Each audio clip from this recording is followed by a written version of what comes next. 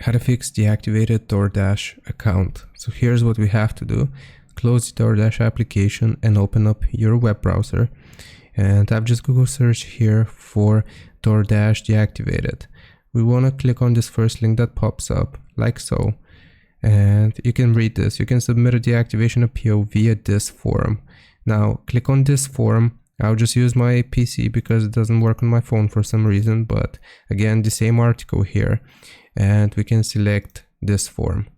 Now it's going to load up a form which is going to first ask us about our language and what language we prefer. So we're just going to choose English, submit, and then you will be given a bunch of different options. So we need to submit our email address associated with our DoorDash account, and then the reason of our deactivation. So for example, duplicate account here, and then we can click on next. Then it's going to ask us for some more information about why we got disabled, and we need to state our case, so why we should be reinstated.